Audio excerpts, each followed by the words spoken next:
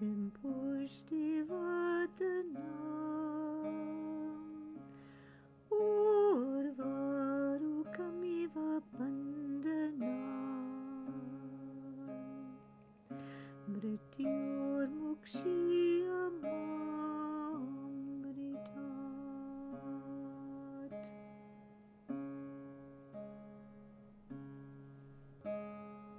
Welcome to Ayurveda and Spirituality with your host, Alakananda Ma, a renowned Ayurvedic expert and a graduate of a top London medical school. She's the principal of Alundi Ayurveda Gurukula, a unique apprenticeship-style school in Boulder, Colorado. She is a spiritual mother, teacher, flower essence maker, and storyteller. Join us as we uncover the timeless principles of Ayurveda, discover practical tips for enhancing vitality, and explore the deeper dimensions of spirituality that intertwine with the ancient science of life.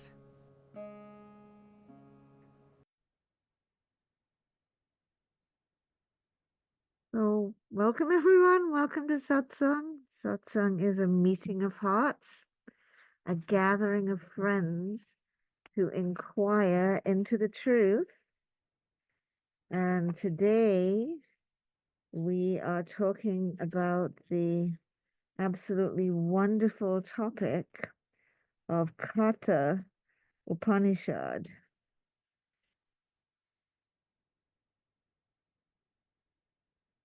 This has always been an absolute favorite of mine. It has really great storylines and just a lovely Upanishad.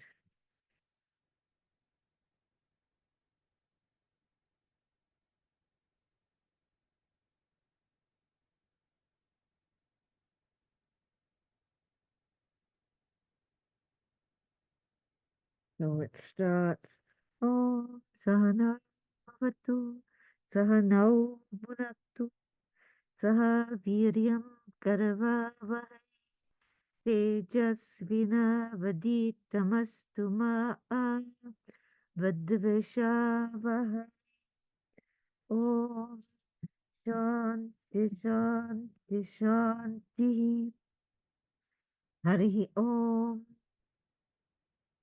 Shanti Shanti Shanti. May together may we be protected. Together may we benefit. Together may we do a hero's work. May we learn intelligently, and may we never hate one another. Om. The ocean Vajrasava once offered a sacrifice in which he gave away all his possessions. So he had a son named Nachiketas.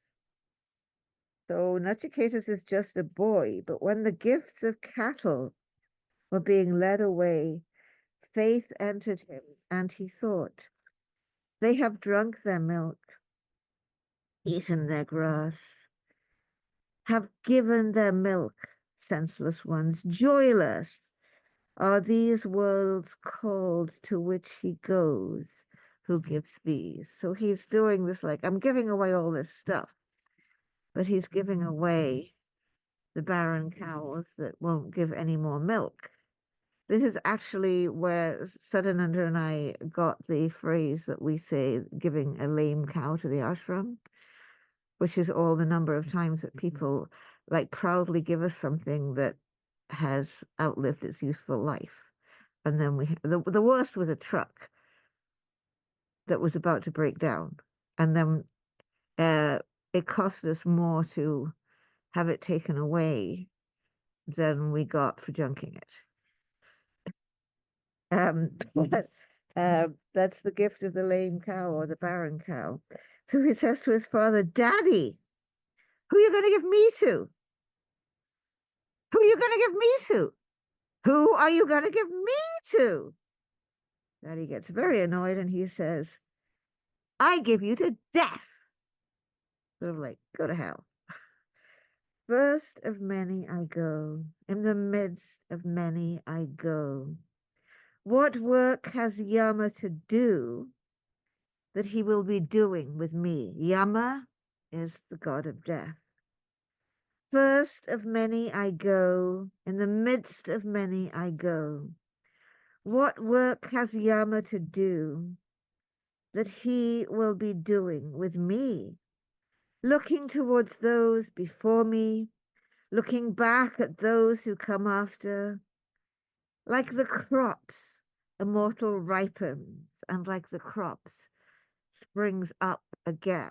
This is kind of like when Jesus said, unless a grain of wheat fall into the ground and die, it won't spring forth. And also in the story of John Barleycorn, where John Barleycorn has to die, be plowed into the furrow in order to spring up green. Like the crops, immortal ripens, and like the crops, springs up again. As fire, a Brahmana guest enters a house, and so they quench him. Bring water, son of Vishvat.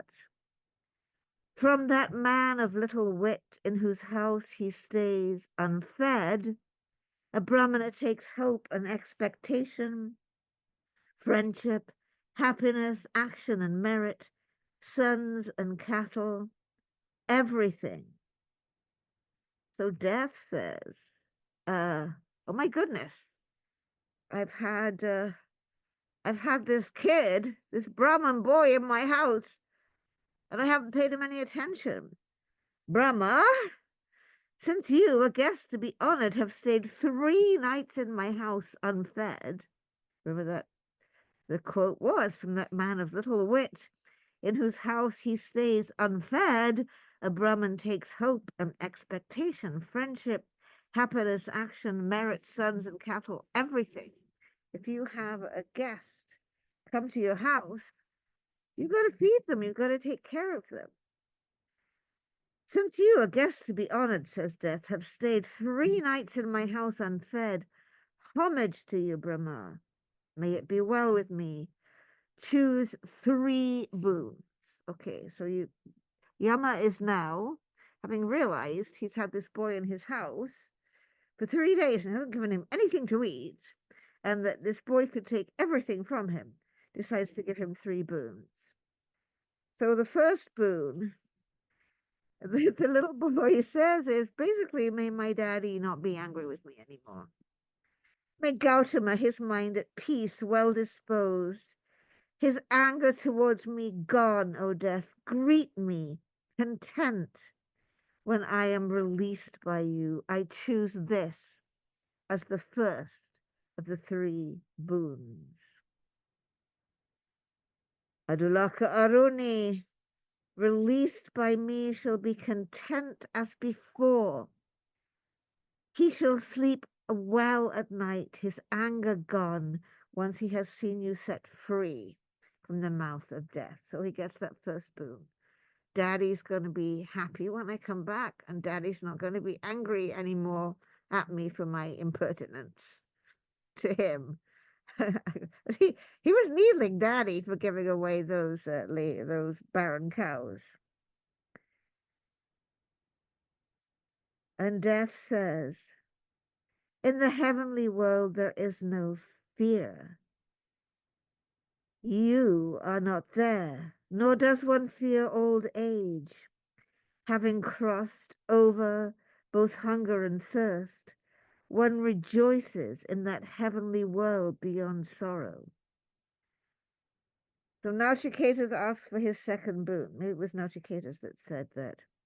Death, teach me about the heavenly fire. Tell it to me who have faith. The heavenly world's share in immortality. This is what I want as my second boon. So the first boon, Daddy won't be angry with me anymore. The first boon, Daddy won't be angry with me anymore. Second boon, teach me about the heavenly fire and the heavenly worlds. I will tell you now, Chicasis, listen carefully. Learn about the heavenly fire.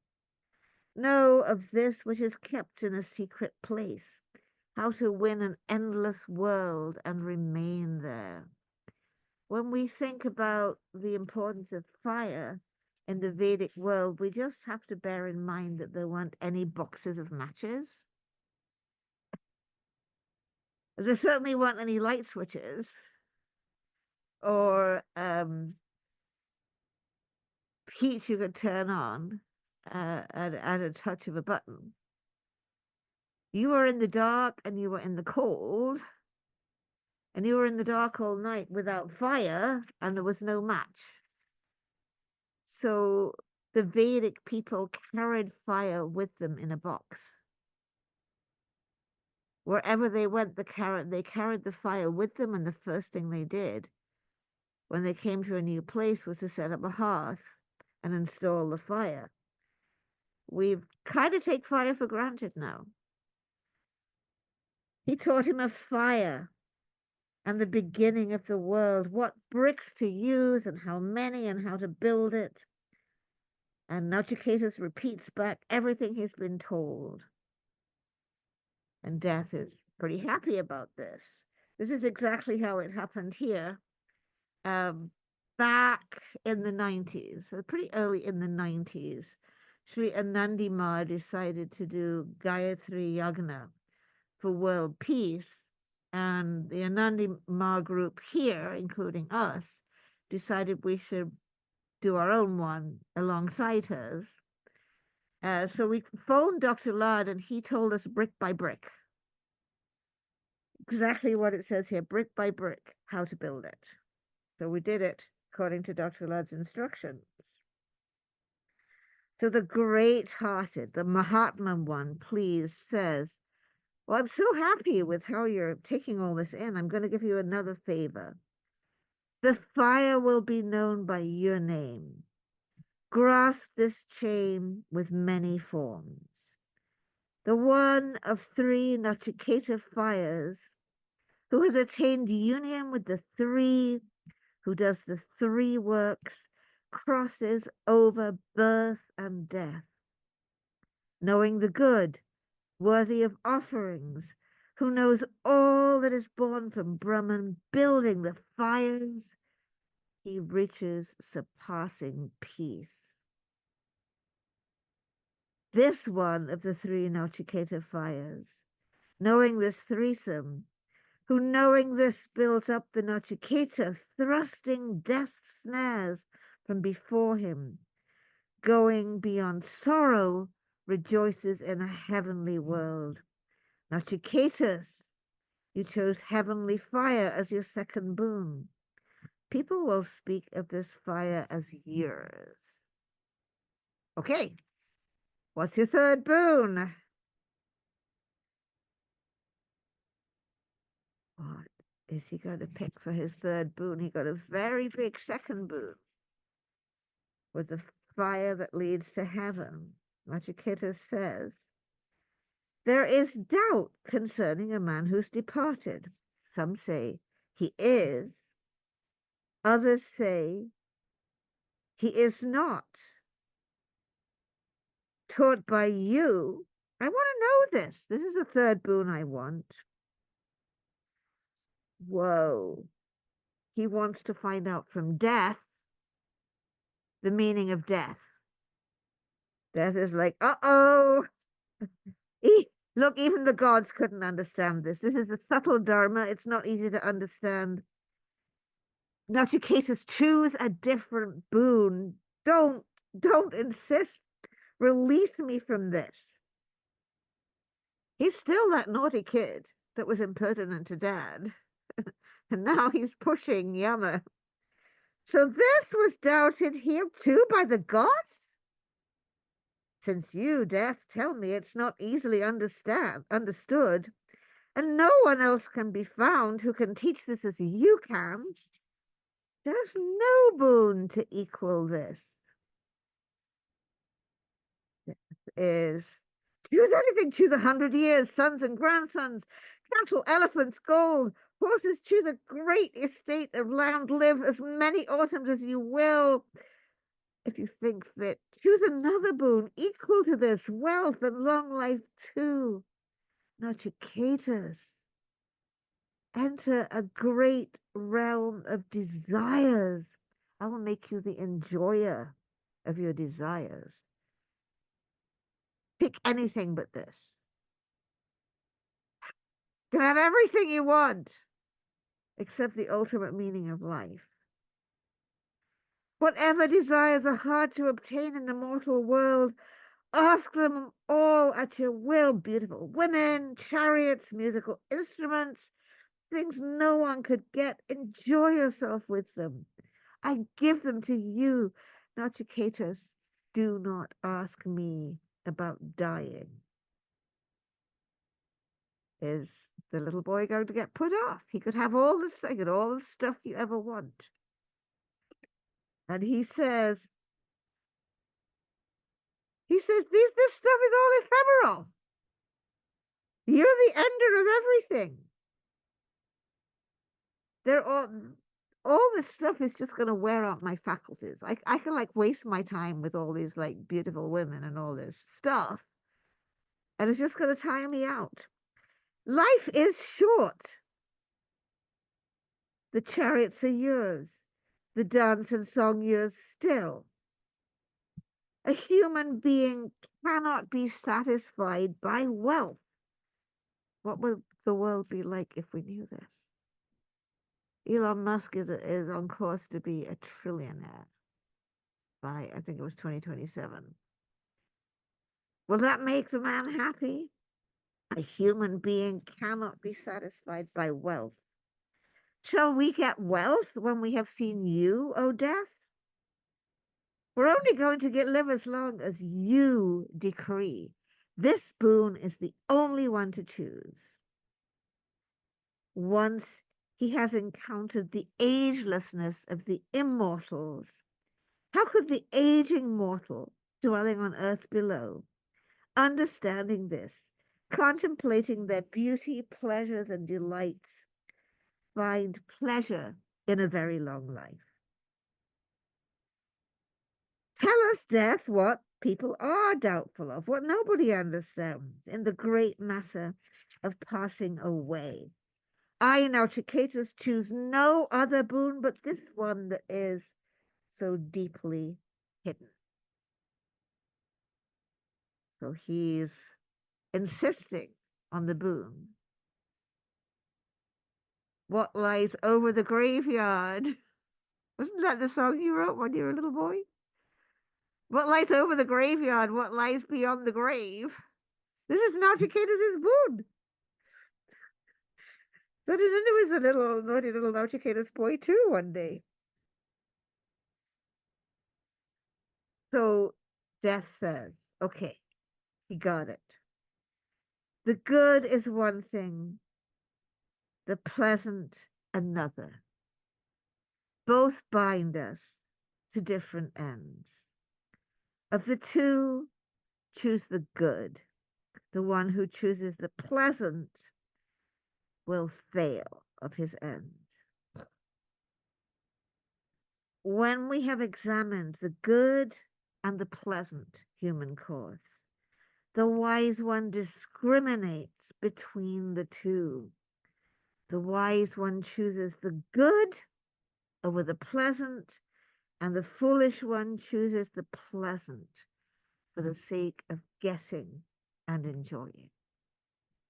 So there's a choice that lies before us all. The choice between the good and the pleasant. The wise chooses the good. The foolish just wants to, they can have fun just right now. You, Nachicatus, contemplating desires both pleasant and pleasant appearing, have let them go. You have not taken on this chain made of wealth into which many human beings have plunged. Death has just offered Nachicatus everything.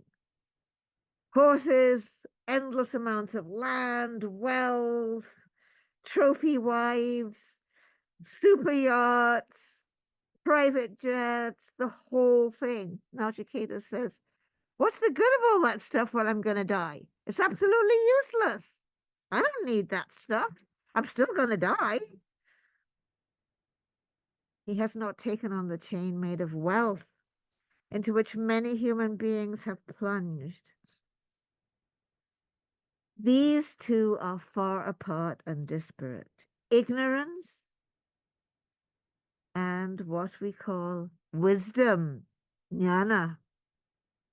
I think Nachiketas is a seeker of wisdom. Many desires have not distracted you. Death has found a very good student, and he tested him. He tempted him. And the little boy wouldn't be tempted. He wants to know what lies over the graveyard. That's all he wants to know. Living in the midst of ignorance, wise in their own view, thinking themselves learned, the foolish run about like blind led by the blind, intoxicated, deluded by the glamour of riches. The childish one doesn't see that he must pass away, thinking, this is the world, this is it. Again and again, he comes into my power. It doesn't matter how many PhDs you get. It doesn't matter how much money you get. It doesn't matter how many followers you have on Instagram. None of this matters. You're still going to die. Again and again and again, you will fall into the power of Yama.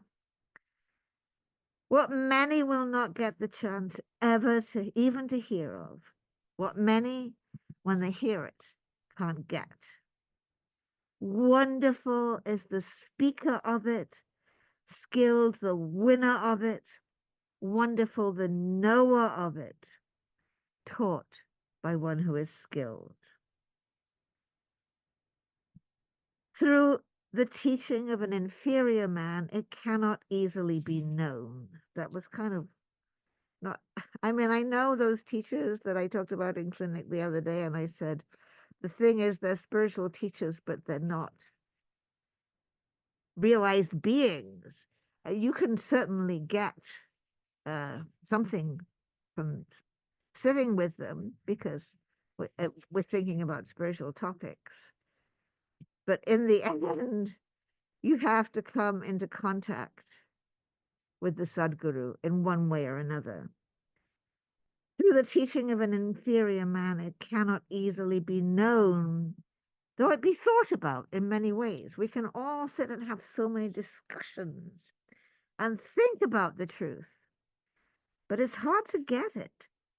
There is no way to it without another's teaching, for it is subtler than the subtle, and you can't just figure it out.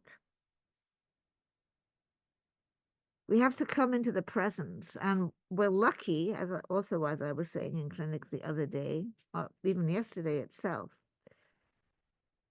the teacher doesn't have to be in the body. Lots of people feel that Maharaji, Nimkaroli Baba, is their guru who were born after he left his body. Lots of people feel that Ramana Maharshi is their guru, who were born after he left his body. He left his body a year before I was born. But we have to make that contact with that one who knows. There is no way to it without another's teaching, for it is subtler than the subtle, not to be reasoned out. This thought, which cannot be grasped by reasoning, is easily known when you're taught by another, and you, my dear, have grasped it. How steadfast in truth you are. May we find another questioner like you. This is really something I learned from my friend Joy, who's one of my best friends. And long ago, she came into clinic and she said, I think I've understood what my questions are. She is Japanese on her dad's side. And I had never met anyone before who came not wanting the answers, but wanting to be sure what her questions were. And Nachiketas had the question. This is also in the story of Percival when he is a child, a young man. He finds the palace of the, he's searching for the Grail. He finds the Grail palace. He finds the palace of the wounded Fisher King, and he comes in, but he remembers that his mummy said, "You're such a big mouth. Don't ask stupid questions." So he steps into the Grail palace. He sees the Fisher King. He keeps his mouth shut and he leaves. And the Fisher King palace is hard to find. It kind of disappears. And for years on end, he wanders through the wilderness, through the wasteland, because as long as the Fisher King is wounded and the Grail is not found, the world is a wasteland. And eventually, when he's totally exhausted, again, he finds the palace and he comes in and he says, "What ails the Fisher King?" He asks the question, "What ails the Fisher King? Who am I?" He asks the question.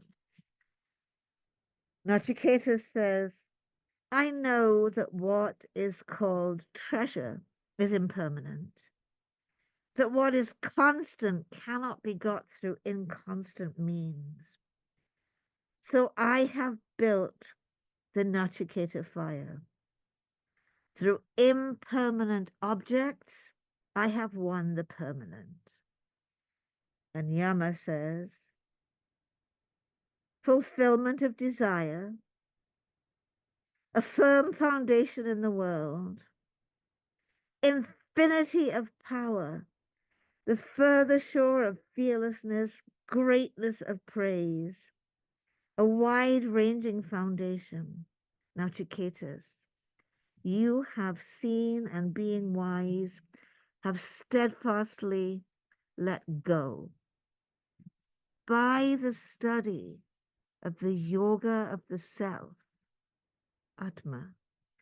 The wise man knows as God that which is hard to see, that is deeply hidden, that lies in a secret place, that rests in the depths, ancient, and abandons joy and sorrow. Now, Chiketas, having given up everything, having entered the halls of death, is able to pass beyond joy and sorrow. Hearing and grasping this, a mortal drawing out that which belongs to Dharma attains the subtle one. Then he rejoices, for he has won what is worthy of rejoicing. I consider Nachiketas a fitting home for this. The naughty boy has become the good student because he refused to be distracted and attached to the things of this world, and he insisted on asking the big question, what lies over the graveyard? It is different from Dharma, different from not Dharma, different from this that is made and unmade, different from both past and future. Tell me what you see. Nachiketas can't say anything. And Yama says, the word which all the Vedas recollect, of which all ascetic practices speak, searching for which people live as students of Brahman, I will tell you in brief. It is Om. All you need is Om. All you need is Om. All you need is Om. Om. Om is all you need. All you need is Om. All you need is Om. All you need is Om. Om. Om is all you need. I will tell you in brief. It is Om. This syllable is Brahman. This syllable is supreme.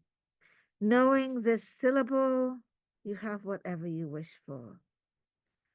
This support is the best. This support is supreme. Knowing this support, one is honored in the world of Brahma.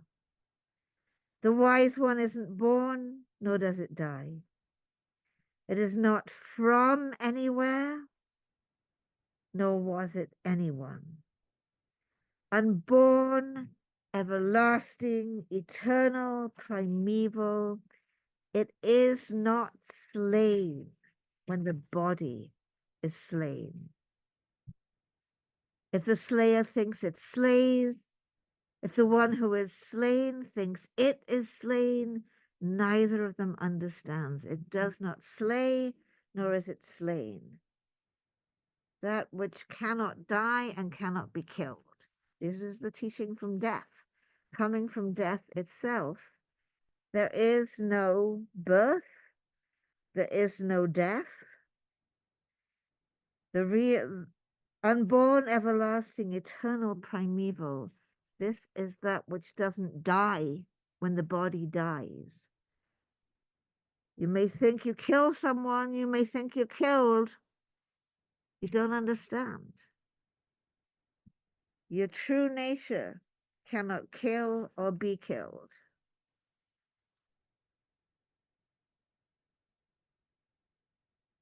Subtler than the subtle, greater than the great. The self is hidden in the secret place of a being. One without will, through the Creator's favor, sees the greatness of the self, his sorrow at an end. So this is smaller than the smallest, bigger than the biggest. The self, the Atma, is hidden within you in a secret place. Once you see the greatness of the self, this is the end of sorrow. Sitting, it travels far. Lying down, it goes everywhere. Who else but I, who else but mud, is able to know the God who is ever delighted, Madamada? Knowing this great all-pervading self, bodiless among bodies, stable among the unstable, the wise one does not grieve. So this is the teaching of what lies over the graveyard. What lies over the graveyard? What lies beyond the grave? What do we learn in the halls of death? That there is no death and there is no birth. That nobody kills and nobody dies. That there is a bodiless who dwells in every body, a stable one who dwells in all the unstable. This next verse is a really favorite verse. This self, this Atma, you can't win it by much speaking, nor by intelligence, nor by learning. To the one it chooses, it reveals itself. To him, the self reveals its own form. I was taught this verse, the importance of this verse, by Acharya Sarah Grant and Chris Premaseva Ashram back in 1980. It's so important. You can have a library full of books. We've had many people that come here that can quote from all the books, but they don't know. Because you can't learn it from books. You can't learn it from blah, blah, blah, blah, blah. However much you speak, however much you read, however much you study, you can remain just as ignorant. To the one whom it chooses, it reveals itself. To him, the self reveals its own form. Not the one who has not ceased from wrongdoing, not one who is not peaceful, one who is not concentrated. No one whose mind is not peaceful can win it through knowing. This is also the importance of what I was discussing with you last Wednesday, the different lineages of Vedanta, and how within Advaita Vedanta, which we're studying, the radical non-duality, there are two lineages, and we stand within the lineage of Sureshwar, which is the lineage of not trying to figure out how many angels can dance on the end of a pin, not going blah, blah, blah, blah, blah, on and on and on with all these philosophical discussions, the lineage of those who practice and those who know. So we can't just win it through how much we know. If we're still doing our wrongdoings, we're not peaceful, we're not concentrated. The one for whom the priests and the Brahmins, the Kshatriyas, the priests and the royalty, the Brahmins and the Kshatriyas, the two upper castes, both are the rice. Whether you're a king or whether you're a priest, you are the rice and death is the source. And who truly knows where he is? That is book 1 and 2 of Katha Upanishad.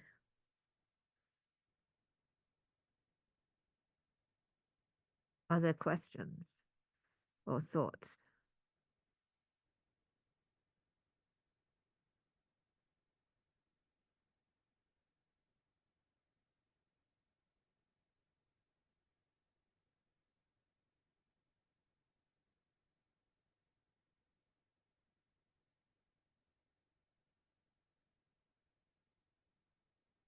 My dad entered the halls of death at 17 when he was sent to a TB sanatorium to die. And he came out. He may not have come out having really asked what lies over the graveyard, but he came out. He's a pretty cool person, though.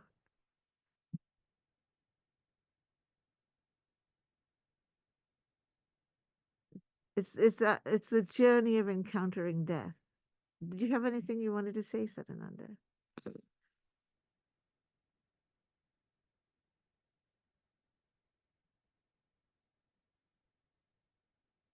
Yes. All right. So that is the first couple of books of Katha Upanishad. We will continue Katha Upanishad next time. Thank you for tuning in to Ayurveda and Spirituality with Alakananda Ma. We hope today's exploration has ignited a spark of curiosity and insight within you. If you enjoyed this episode, be sure to leave us a 5-star review and share it with a friend. For more enlightening discussions and practical wisdom on Ayurveda and spirituality, subscribe and join our Facebook group, Alundi Ayurveda. To allow us to continue sharing valuable content, consider donating to Alundi Ashram. The links will be in the show notes. Until next time, may you walk the path of Ayurveda with grace and embrace the light of spiritual wisdom in your journey.